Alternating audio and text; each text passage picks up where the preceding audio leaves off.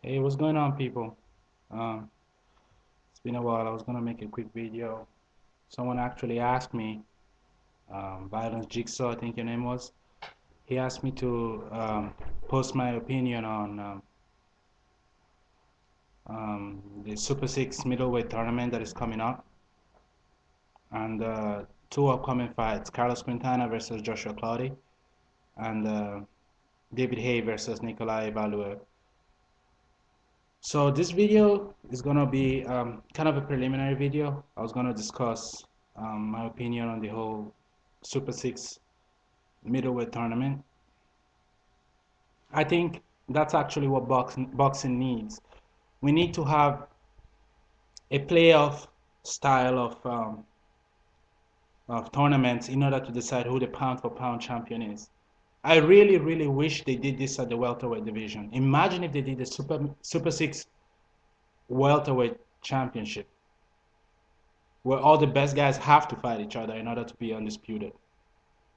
But I think Showtime has started an awesome trend. I think it's an opportunity for those guys to get exposure, which is why a lot of them agreed to come on the competition in the first place.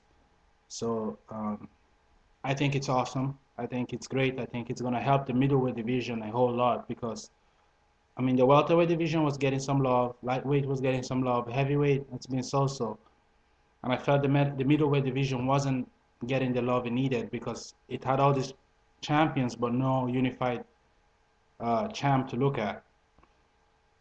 Um, that being said, I'm gonna make individual videos as far as each fight. I've already kind of put down some points for some of the fights that are gonna happen, like Arthur Abraham versus Jermaine Taylor, Mikhail Kessler versus who's he fighting?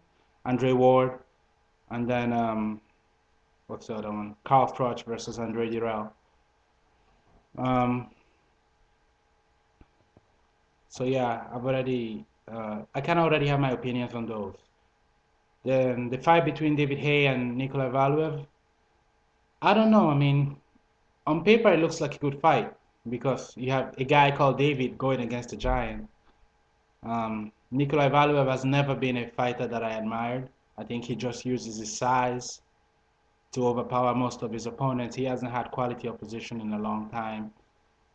David Haye was good. He's a very good. He was great to watch at cruiserweight, which is actually my favorite division, believe it or not.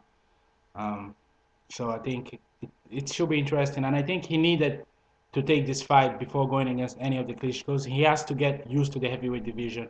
He has to get used to the style of Eastern European fighters. Very methodical, very slow, very frustrating, and he has to get used to power, a lot of it. I mean, those guys hit hard. So I think it's a smart choice for him to go against Valuev, and the risks are not as high because Valuev, yeah, he hits hard, but if you know what you're doing, you'll get him on points. Um, so as far as that fight goes, from a stylistic point of view, David Haye is faster, and David Haye is more busy, throws more punches. But David Haye also has some bad habits. He keeps his guard low from time to time. He takes a lot of shots that he really shouldn't take, and he relies too much on his chin, which I don't think is a good idea because um, you can't get away with that at the heavyweight division all the time. It's not gonna happen. You're not gonna get unanswered shots from Klitschko or Valuev and get up all the time. You're gonna stay down after a while. So if he's gonna fight against Valuev, he has to keep that in mind.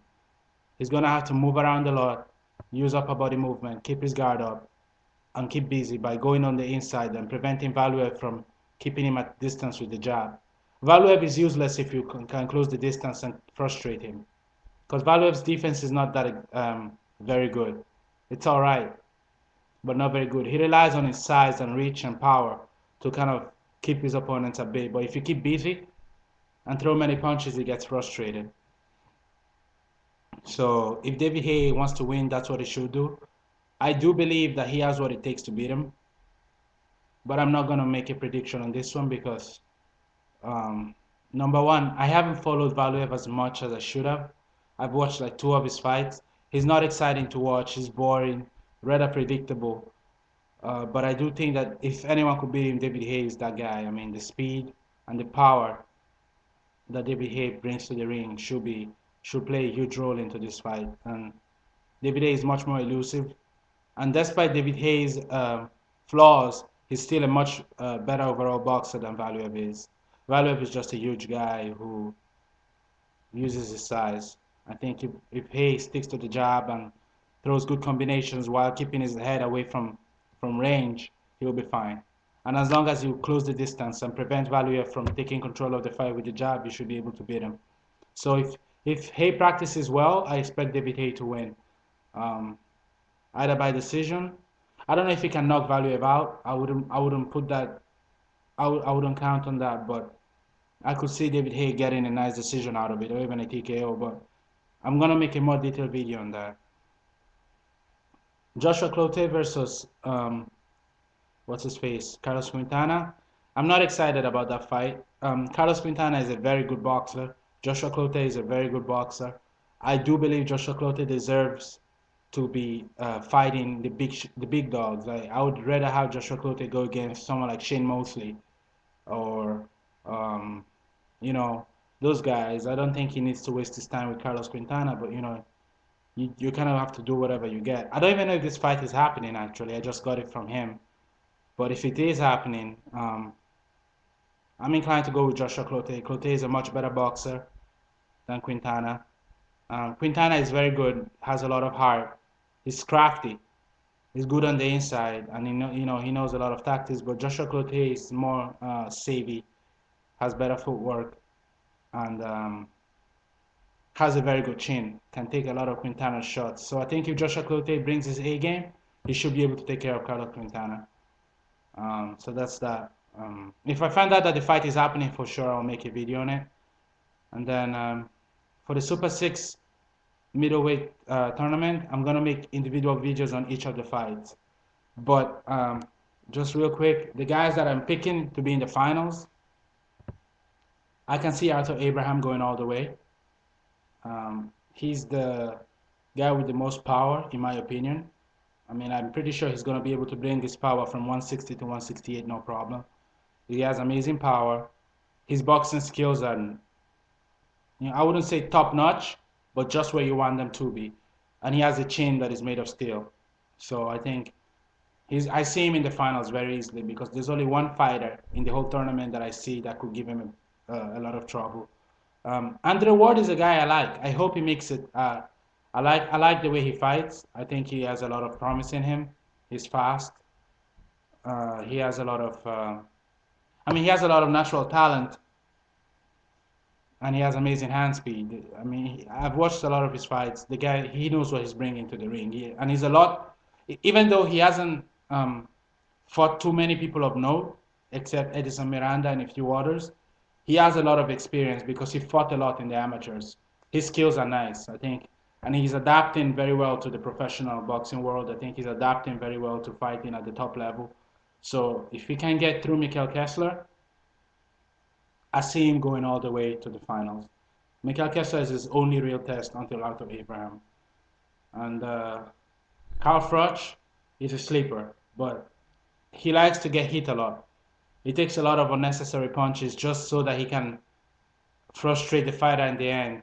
He relies too much on his stamina and his chin, which is good. He fights like Rocky Marciano almost, but that's not going to work well for him if he goes against guys that are smart enough to last the entire distance and punch him out.